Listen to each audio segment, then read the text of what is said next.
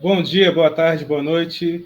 Eu sou o Camilo Duarte, estou aqui com o Sebastião Pessoa. Boa noite, Sebastião, tudo bom? Boa noite, Camilo. Tudo bem e você? Muito bem, Sebastião. Sebastião, vamos fazer essa entrevista, esse episódio do Tete a Tete.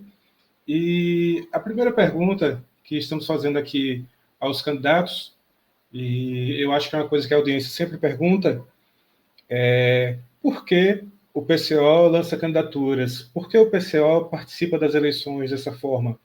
Por que a candidatura, o Sebastião saiu como candidato pelo PCO? Você tinha como responder isso para a gente?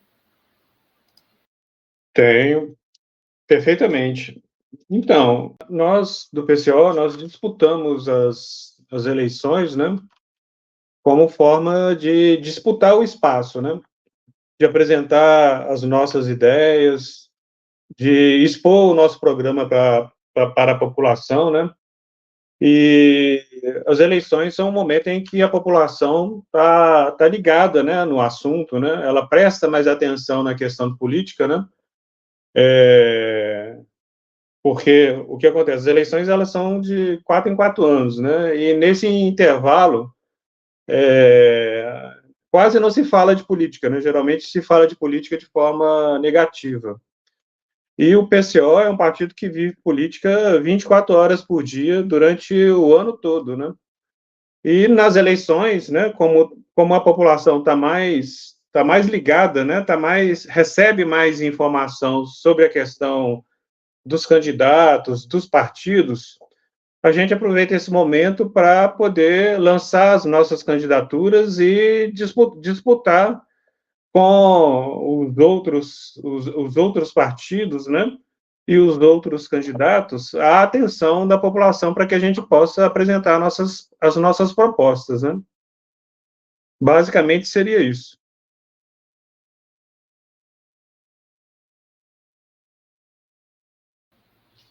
Perfeito. Uma coisa assim que todo mundo gostaria de saber é quem é Sebastião? Qual a trajetória política de Sebastião? Qual a sua história política? Você pode falar um pouco sobre isso? Sim, eu assim, eu acho que a política tá no meu sangue, entendeu? Eu lembro que desde criança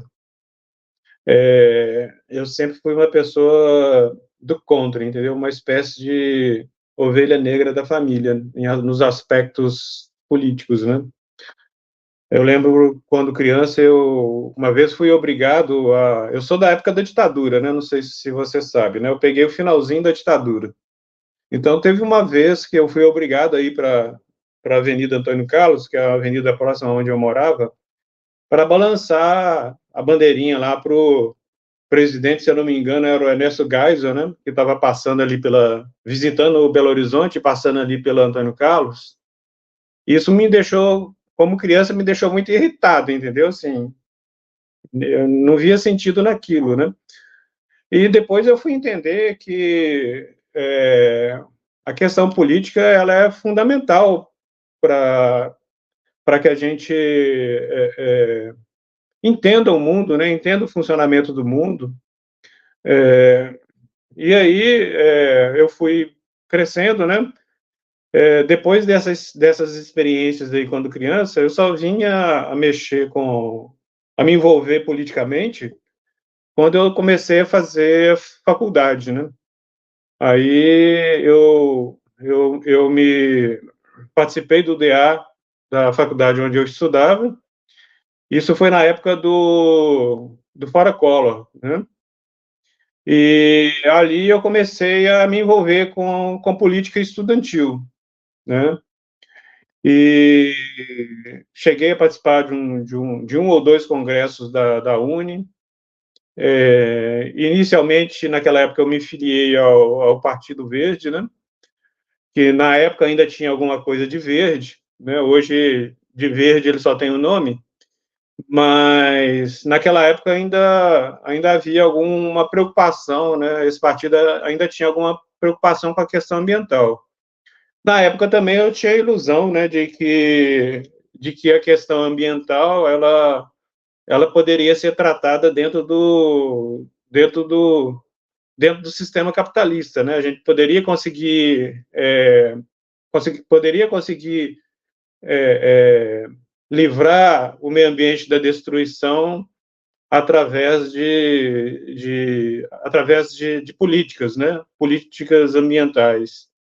E aí, em 2016, quando houve o golpe da Dilma, contra a Dilma, eu vi que todas as soluções que eu tinha até aquele momento, elas não funcionaram, não estavam funcionando, então eu procurei uma saída, entendeu? E essa saída eu encontrei dentro do PCO. E foi dessa forma que eu atuei politicamente desde quando assim, eu me entendo por gente, né? Muito bom.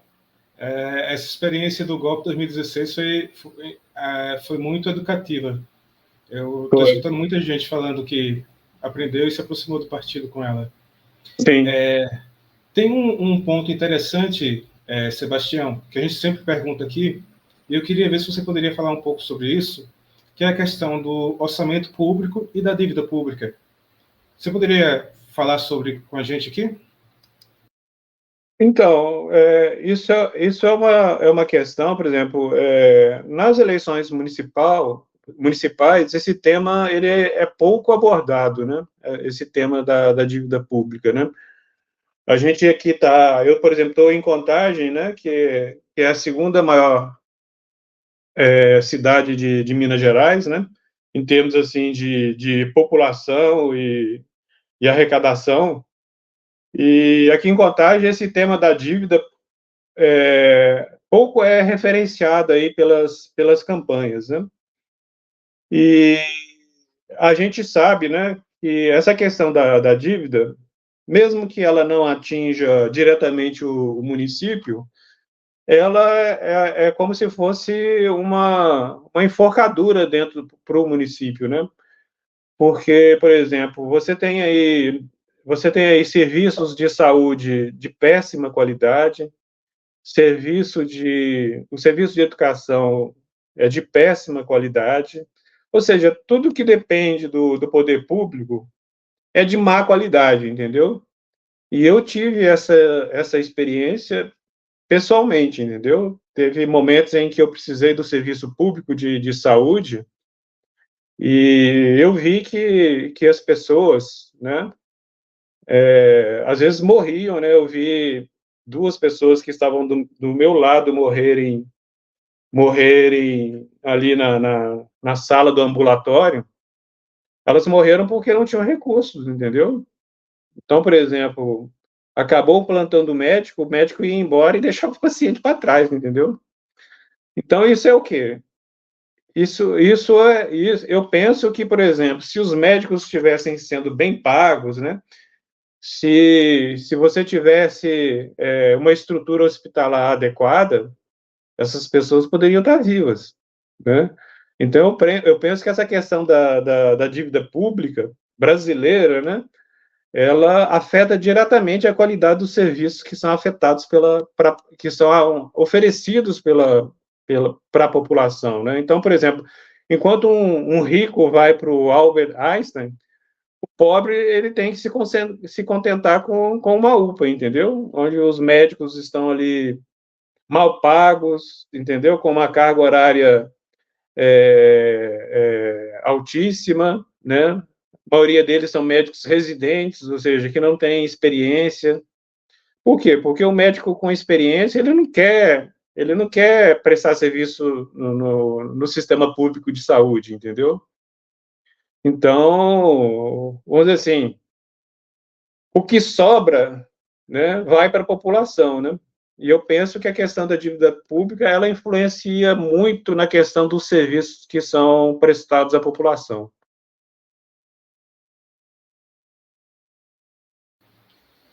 Certo. É, Estamos agora no meio de uma campanha, né? 15 dias de campanha, e a pergunta que a gente sempre está fazendo também é como a imprensa está recebendo a campanha do PCO, a sua campanha aí na cidade. Como é que está sendo a recepção da imprensa? Como é que está sendo essa relação da campanha com a imprensa? Você pode falar sobre isso, por favor? Então, Contagem esse ano, nessas eleições, ela tá tendo uma, como é que eu vou dizer? Ela está sendo uma eleição meio atípica, entendeu? Porque, salvo engano, aqui em Contagem só tem 4 candidatos, entendeu? Eu e mais 3 candidatos, sendo que a, a candidata a candidata principal, né, a candidata que hoje é prefeita, ela está se candidatando à reeleição, um candidato de oposição, né, ligado ao bolsonarismo, né, eu e mais um outro candidato aí, se eu não me engano, do PSTU, entendeu? Então, a eleição tá muito estranha esse ano, entendeu? Parece que muita gente desistiu de concorrer. Isso faz com que os meios de comunicação, né, eles estão me dando uma atenção, assim, diferente, entendeu? Nas outras vezes que eu concorri às eleições, eu praticamente não tive contato nenhum com a imprensa. E hoje tem um repórter aí de um jornal, o jornal O Tempo, aqui de Contagem, que ele me liga todo dia, e todo dia ele faz uma reportagem, né, pegando um dos pontos do programa e me perguntando por que o programa do PCO é assim, entendeu? Por exemplo, ele me perguntou a questão da dívida pública. Por que que nós propomos dar o calote na dívida pública? Então, mas, assim, fora ele também, mais ninguém, entendeu? Só ele mesmo que está me ligando e dando uma atenção aqui para mim, entendeu? Globo, Record, essas redes de televisão, né, elas só cobrem praticamente Belo Horizonte, né? Então, Contagem, ela fica meio alheia à questão da cobertura jornalística, né?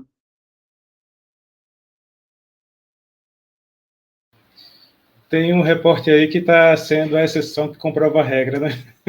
É, isso mesmo. Bom, tenho que agradecer o espaço do profissional. Outra pergunta que a gente tem que fazer é, mesmo com esse espaço limitado, mesmo com a situação que está tendo sem o pagamento do fundo eleitoral PCO até o momento, quer dizer, nas limitações que as condições estão impondo à campanha, como está sendo a aceitação da população à campanha do PCO aí? Como é que está sendo esse contato com a população? Fala um pouco sobre isso para nós, por favor. Então, a questão aí da campanha, a campanha de rua, né? Nós estamos indo para a rua panfletar, né, com o material que a gente tem disponível, né? E apesar aí do TSE não ter liberado o nosso fundo eleitoral, né, que ele é que ele é um fundo eleitoral, assim, como é que eu vou dizer? Ele é insignificante, né, comparado com o que os nossos concorrentes aqui da cidade recebem, né? Muitos, né, os outros candidatos, né, pelo menos 2 recebem financiamento aí, além do fundo eleitoral, eles recebem financiamento aí de empresas, né, de capitalistas que atuam na cidade. Apesar disso tudo, a gente tem ido para a rua, né, feito a distribuição de panfletos, né, procurado conversar com a população, né, a maior parte das pessoas aceitam o nosso panfleto, né, um ou outro, né, que recusa o panfleto, né, e, assim, de modo geral, a população, ela tem, assim, uma recepção, assim, cordial com a nossa campanha, entendeu? A gente nota também, né, que a população, de modo geral, ela está meio que cansada da política, né, assim, todas as eleições é mesma a mesma coisa, né? Ou seja, elas vão lá na urna, votam, e isso não muda efetivamente nada na vida delas, né? Então, a gente faz a campanha, procura conversar com as pessoas, né? Além de entregar o panfleto, a gente procura conversar com as pessoas. A gente fez alguns contatos na rua, né? Inclusive teve uma menina, né, que parou na nossa banca ali na Avenida João César. Ela adquiriu uma bandeira da União Soviética, né? Comprou outros materiais do partido, né? Então, assim, a gente vai garimpando assim a simpatia de algumas pessoas, né?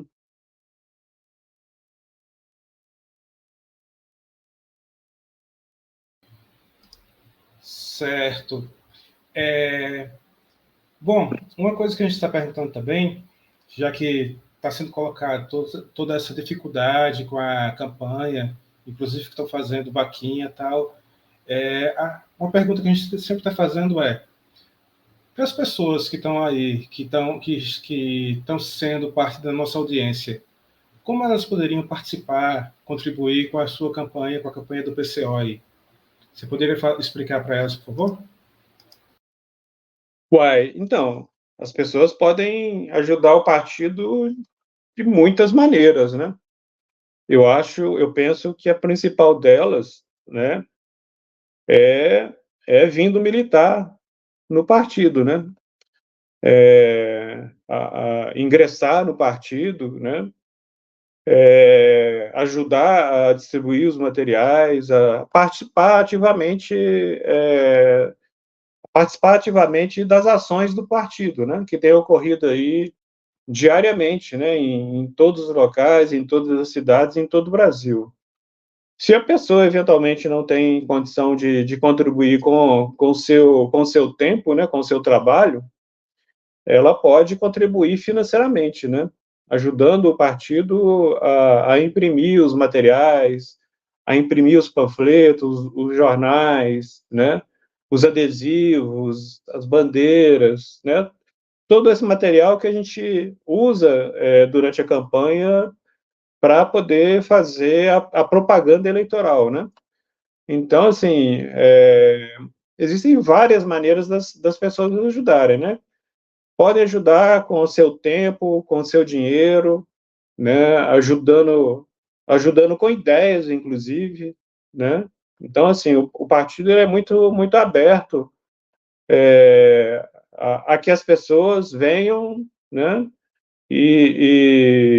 E proponham, né, soluções junto com, conosco, né? Então, eu peço aí a todos as pessoas que estão nos ouvindo que dispense aí algum tempo, né, do seu dia a dia para para virem militar no PCO, para virem fazer algum tipo de atividade, né, junto com o partido, né? E se não puderem, né, ajudem financeiramente o partido, porque nós sofremos aí um boicote por parte aí da Justiça Eleitoral, né, que até o momento não liberou o nosso fundo eleitoral. Então a gente está passando o pinico aí para poder arrecadar o dinheiro para fazer a campanha, né? Sem dinheiro não há campanha, né? É uma luta aí de Davi contra Golias, né? Ou seja, do pequeno quanto grande. Então, a gente precisa da ajuda das pessoas, entendeu? A gente não tem nenhum medo de falar isso, né? A gente, né, não temos nenhuma vergonha de falar isso, né? Enquanto alguns partidos aí se vangloriam, né, de terem dinheiro aí para fazer a campanha, para comprar o voto, nós não, entendeu? Nós não queremos comprar o voto de ninguém, nós queremos a consciência das pessoas. Isso é o que é importante para nós.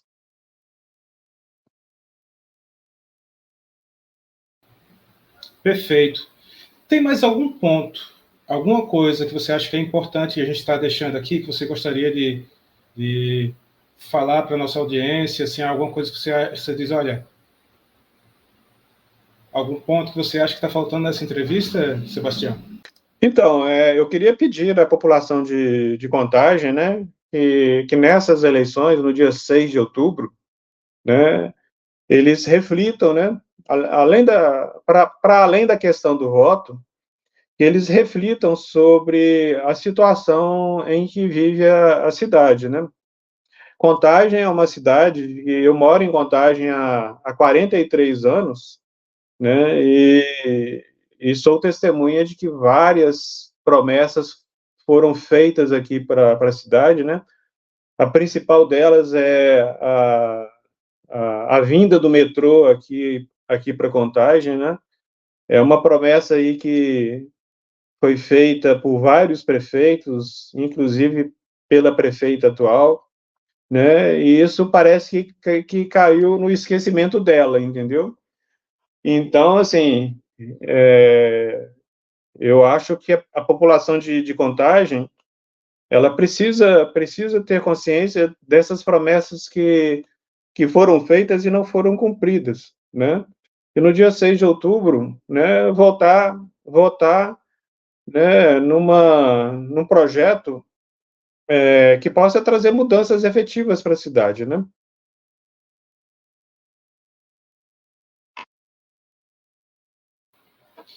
Perfeito. Sebastião, muito obrigado pela participação, muito obrigado pela conversa, e vamos ficando aqui com mais um episódio do Tete a Tete, e, bom, é isso. Valeu, Camilo, um abraço, viu?